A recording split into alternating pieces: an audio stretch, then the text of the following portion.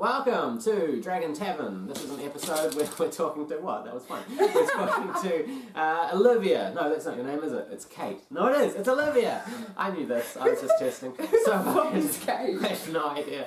Kate's actually a character from Life is Strange, a great computer game. Go check it out. So we're here tonight, this morning, I don't know, talking about Olivia's thesis kind of thing, and just D&D in general, because you're writing your thesis on D&D. Yeah, I'm taking a philosophy paper at the moment called Philosophy of Art and Culture. Yeah. One of the aspects we did was on video games, and I thought, nope, I'm gonna do mine on D&D. Yeah. So, yeah. So a player that has been playing for a couple of months now. Couple months? Yeah. Oh, time flies. So I introduced Maple, her character, to my Saturday game a while ago. Came in a few sessions late. It was the first game she'd ever played. We essentially ran her through her backstory, which was beautiful. You created a lot of like a lot of three cool full stuff. pages of backstory of like family life, genealogy, everything. And this is something you mentioned in your thesis about the kind of like the creative input that you get in a D&D game that you don't get in a computer game. Yeah. You really get to design all the aspects of your character, not just its stat points, but where they come from, what they think, how they feel about the world, their family, their friends, their motivations. Yeah, that's one of the things that you can't do in character creation. Yeah. In video games, you generally get like 4 options. Yeah. Or like an elaborate visual character creation, but there's no kind of like moral aspect, so to speak. You kind of get a series of options, whereas in D&D, the world is kind of your oyster in that sense, which is really cool. One of the things that I do as a DM is make sure that the players don't have to follow a very specific set of quests like you would in a computer game. Even in games like Fable, where your choices do shape your character in certain ways, and in games like Diablo, where you can choose your own skills and kind of play whatever archetype you want. I like to create a world where you can really be free to be your character and not just follow, they mentioned this tavern we have to go to, but also be able to say, my Thursday game does this a lot, let's just go 400 miles that way. And just Hey, talk. do you remember that random NPC that we talked to one time? Let's go visit them. Where do they live? You mentioned it was somewhere like 4 weeks travel that way, and I'm going, but there's a fire. Oliver's got like a blank space on his map, and he's like, okay. And then I just go, everyone roll history. And you just go, while that rolling just... That's why we do so many history checks. That's literally just me. We do a lot of history checks. Dave's here in the background. Dave's behind the camera. He's working the camera today. Well, I say he's working the camera. He's reading his phone right now. Okay, He's our producer I'm listening today. to you and checking her document while I'm doing this. Sure you are, Dave. Sure you are. Go You're on. on Reddit. Go watch Community. The Cubs are dead. Alright, so... There's so many in-jokes here. I hope our audience knows what we're talking about. No, they don't have to. Yeah, so... It's welcome. With my whole thesis, the idea behind it was I was reading this paper by John Robson and Aaron Meskin about video games as like self-involving interactive fictions, which is a whole big series of words that essentially means video games are different from movies and books and TV because you have you interact in the fiction itself. Yeah. And as I was reading it, I was like, okay, yeah, this like makes a lot of sense. There's a lot of big words because it's a philosophy paper and they don't like to make things easy for you. Why would they? But then I kind of got this realization of like, oh, they're assuming that every choice you make in a video game is like a completely free choice, you know? You're not choosing from 4 options. You're making like a decision like morally based on your principles. And I was like, oh, I don't think that's true. Yeah. You know, like whenever I play a video game, which is not often because I play like indie games like, you know, Night in the Woods and Life is Strange. And Life is Strange. Oh my god, they just announced Life is Strange too. I know! And the I'm sorry to go off topic, but the voice actor who plays Chloe just was on the latest episode of Steven Universe, which is so cool, and I like immediately recognised her. I love that game. If you haven't played Life is Strange, the first episode is free on Steam. Go check it out. Quick plug for Life is Strange. Hey, it was a great game. Today we're Free sponsored by Life is Strange. That's right. Don't worry, Don't I'll be putting it up. So in a computer game, you get characters that you can somewhat customize, but the story is always a very set, overarching kind of story. Yeah, the way that I kind of showed the connections between the two of like free choice and playing a video game that in a video game often you feel like you're controlling a preset character. Like in Life is Strange you feel like you are not you, you're Max. You know, you are controlling Max's actions and you make actions for her. Yeah. And a lot of the time, like, even though you have choices, like, Life is Strange is really cool because it shows you, like, how many people chose the same choice as you. That's such a good, that's such a great element. Such an interesting element, but often there are only two choices, you know? You get to choose whether or not you do a thing or you don't do a thing. There's no option to idle. Yes. Well, and though the decisions do have vastly different paths that the gameplay takes, you are limited to a few choices. Yeah. Whereas in D&D, I've had players that have said, recently, my Thursday game, essentially they got swarmed by a bunch of men who intended to imprison them. And we're talking like a lot of guys, like 40, 50 men at a party of like 5. And they said, okay, I bring up my maul. Let's fight. And I was just like, okay, go for it. Compared with the Sunday game where it's like there's one guy and we're like, nah, we're out. Bye. Scroll of teleportation. Another interesting thing was when King Morton and Queen Asalia were attacked in Blacksteel Castle. They were both attempted murder, and I had, as a DM, intended both of them to die. But the party saves Queen Asalia by rushing to her and healing her. I was not there. I was not there for that one. I was, we did well. Yeah. So that basic premise of, and maybe we're in a deterministic universe and free will is an illusion, but that kind of, I can do anything to anyone, change any part, go anywhere I want, is completely unique to D&D and does not exist anywhere else. On that note, one of the biggest things that I like really enjoy about D&D and that I really wanted to like discuss in this paper was the idea of idling. Yeah. So in video games, your main option is to either continue the plot forward or not do anything. Like if you don't do anything in like say Pokemon, you just stand there and like no Pokemon come towards you, the plot does not move. Yeah. Often you can kind of just like run around the world and like catch Pokemon and like level up your Pokemon, and then the plot won't move unless you actively engage with it. Yeah. In our Sunday game, my character Maple was given a quest like first day on the job of like kill this group of people. And she was like, alright, I will, let me out of jail and I'll kill those people. Yeah. As soon as she left, she was like, no. Bye, I don't care about this quest at all. Yeah. And then, like, 6 sessions later, we found that group. And they said, we need you to kill the prince. Who was the guy who had tasked her to kill them. Yeah. So I got opposing quests, and in both situations, I did nothing about it. But things ended up happening anyway, you know, like things happened to the Poison Eye, things happened to the prince, things happened to us. Yeah. Even though I actively chose to do nothing. Yeah. And that's the biggest difference for me with D&D and with video games, is that when you choose to do nothing, something happens. Yeah. And that's so interesting to me from like a philosophical point of view of like, in life, that's what happens, and in D&D, that's what happens, but in video games, that doesn't happen. Yeah. So, like, our choices in D&D are a lot more realistic and a lot more free because we can choose to do nothing. Yes. You know, the way that I choose to define free choice is the ability to do otherwise, and so having that choice is so exciting and interesting. Yeah. Yeah. Yeah. Another interesting element of D&D, of course, is that you're not playing, it's a co-op game, it's multiplayer. You're playing with 5, 6 other people who also have free choice and free will, the ability to say, I'm not going to listen to this guy, I'm going to kill this guy, this and that. But you're kind of working within this like table democracy, which is also quite an interesting element. But you're also playing, I'm not going to say, nope. I was going to say playing with yourself, but that's not a good thing to say. One of the things that I do as a DM is make sure that the world evolves depending on if the players interact with it or not. The world is going to continue to change, which is true reality, I suppose. We also had a conversation with my friend Ben talking about the fact that people are important in D&D. They may be a ragtag group of rogues or orphans or someone lost in the world wandering. But more often than not, these people rise to change not only the cities, the worlds, but the people as well. The landscape of the history of the world. I have one group on my Thursday game just travelled 100 years into the past. And anything they do shapes and changes the world. I like that as a challenge, but also as a storytelling kind of element.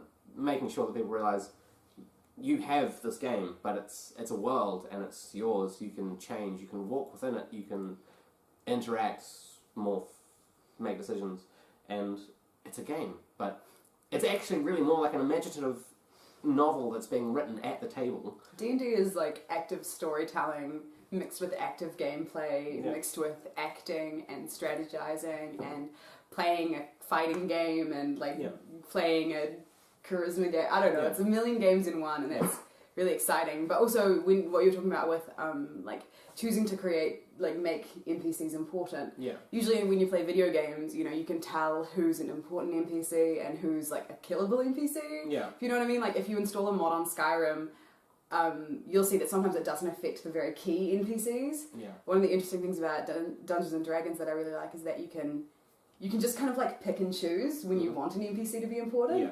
Like if our party killed like a whole horde of people, you can then choose to kind of be like, oh no, those are important, you know? Yeah. My friend Ben, he ran 5 different games a week, which is ridiculous, but the same storyline. In our group, we had met Mason and Kendra, who were 2 NPCs who were young children, and we decided to rescue them and sneak them into the Concentrix and look after them. And they turned out to be spellcasters and healers that were just kind of learning their arcane ability, and it actually became really useful and integral to the party. We took them everywhere, we protected them with our lives. In his other game, the party came up to these 2, Kendra and Mason, and went, oh no, and brushed them aside and walked right past them. And they had no other bearing on the game. So yeah, it's interesting that you can pretty much, as a DM, if your improv skills are polished, change and morph as the game changes. Do you remember, have you ever played Super Mario 64?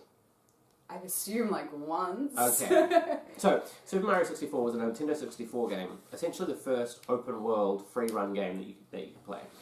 When I played this, it was the game that made me go, okay, computer games are for me. Because it was a game where, for the first time, instead of side-scrolling and coming across the level and jumping and stuff, you could walk in a 360 direction. So you could basically just go wherever you wanted, anytime. And it was incredible, because we'd never been given that freedom before in a game. We had a controller, and we could, and again, you could idle. You didn't have to jump into the portraits and do the quests. Just run around the lake for a while, stare at the trees and stuff. Yeah, I think that's one of like the really interesting things that new open world RPGs do, like with Breath of the Wild coming out, and with so much influence on like, it's not just about the side quests, it's not just about finishing the main quest and like beating the game. It's about exploring the world and like finding all of these beautiful hidden things, and like it's essentially a game about idling, and that's what I really love about it. Is that it's like explore this world, like go out and like find all of the magical things. The map's so big it'll take you 7 years to do it. Or the Breath of the Wild map is bigger than the map of Skyrim. Bigger than the map of any Grand Theft Auto game. I think it's like 3 times bigger than the map of Skyrim. It's incredible. So, but in D&D, for example, if my players said, we're going to go to Stonefall Cove and we're going to get on a ship and we're going to sail away, they can do that. They can do that infinitely. They could just go to the horizon 400,000 times. The world itself keeps evolving and changing, but I can also, there are other planets in this world as well. There's Syndrexia, which is just another planet. Elysia is the one that these guys play on. But think about it as well as in terms of, I see this happen, it's something that I do as a DM, I try and do. When a player really connects with their character, they are not playing, and again we talked about this before, you're not watching your character do something, and you're not confronted with moments where your character is reading from the dialogue of the game. Yeah. You're always looking through the eyes of your character, because that's what the DM does. He describes the scene, or she describes the scene, and you see it in front of you through your visual cortex that's being manipulated through these words. Cortex. Yes. A bit of fancy terminology. Wow, we're talking philosophical questions. So it's a game that, and I think Alex probably is the player in both games of mine that had took to it immediately. I put him in front of the king and they had a conversation and just went, my liege. I feel like I can, just connected. Yeah, he's very good at getting his like character voice. Yeah. Very like you can kind of. I like watching like games with him because you can watch him shift into that character. Just said shift and I got a wee bit scared. Yeah, Shift is an NPC I created that these guys don't like very much. I think we like happily gutted him. Yeah. Actually, yeah. You pinned him to the ground with a javelin. Just on a side note, he revealed he was a shapeshifter in one of our videos. Yeah. Ooh. Yeah. Oh, wait, no, yeah, because you... He changed into Keok. Yeah, so basically you could change into fire and just fake his death. No. Anyway. Don't tell me that I in the know, middle of when the you just video. said that, I figured it out on the video when we were doing Dragon Tavern. That's what happened, because he was like, he was shapeshifter, and then I was like, because he was talking about him like he was still alive. Yeah. Anyway. I hate this. I hate this. Okay. He's not going to be alone either when he comes back. So, anyway, we're talking about... It's confirmation. I'm telling the group. Now this is an interesting element. This is you just witnessed and heard a conversation between two of my players. Did you hear that they were actually responding to this information with a genuine emotion of fear, panic, terror? As a DM, you're dead. And as Shift, you're even worse. Oh, Shift loves to fuck over the party.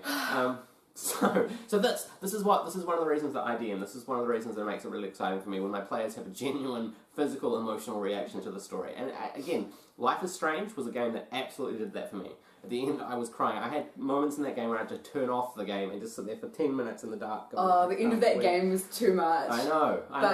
But even then, like, one of the hardest things about Life is Strange that I found, and like kind of makes me a sadist when it comes to video games, is that when it came to those final two options, I don't want to do either. Yeah. I don't want to be the person to choose in the situation, or I want to ask. Yeah. I wanted to talk to another player and be like, what do you think? Or like work it out and not have to say A or B. Yeah. You know, and that's one of the hardest things, whereas in Dungeons and Dragons, you know, you get faced with choice A or choice B, and you can say C. Choice C. Yeah, you can say F or Z or something, and you can just say, no, I'm going to go live in the woods for a while. I honestly believe my Thursday game does that intentionally just to mess with me. We should start doing that. Oh, please don't. Don't look at me.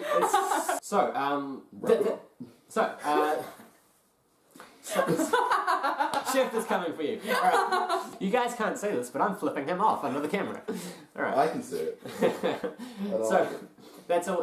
That's what we're gonna wrap up now for this episode of Dragon Tavern. But you'll come back, right? And talk to us some more. Wicked. So, D&D, man, changing lives. Never played before. Plays and is now writing their thesis on D&D. Yeah. Completely obsessed. I've actually been having D&D dreams recently, where I've been playing and... Oh, I had a dream as Maple once. Yeah! So this is interesting. This is D&D coming into the real world, making real differences. And I think all the changes I've seen it make so far have been positive. I've seen people that were not so outgoing and quite shy through their characters kind of learn how to be a bit more open, which is awesome. I've seen players that have worked through serious emotional turmoil in their own lives by enacting it out through their characters. And I've seen moments where the characters and the people have been not just physically changed to the point where they were shaking, but emotionally changed and drained at the end of the session as well. But the best part of this game is, in my opinion, we're all writing this story together. And it's incredible that we have these beautiful moments that we can just share. And I've had at the table sometimes, I think you've said it before, what did you just say? I want to write that down. Unfortunately, most of the time I have no idea. I just completely made that up. Yeah. But God, we love D&D, don't we? It's such a great game, and that's why we do this channel, because we just want to talk about it, because it's the best thing ever. The seriousness is the best thing in the world. It's true, it is. And buy Life is Strange if you haven't played it before. Life is Strange 2 coming out soon. That moment you were talking about, I had the same thing. I stared at the two options for 20 minutes, just sitting there going, and the mouse just kind of dragging between one option and the other. Yeah. But in D&D, there's option C, and there's option D, and there's option E, and there's option F, and that's the cool thing about free choice, and the cool thing about real life, and we'll probably talk about it more in the next episodes, like the idea of free will, and like why we want free will. But that's why we love D&D. It's the best game. Thank you guys. Dragon Tavern, like and subscribe. More stuff coming at you soon.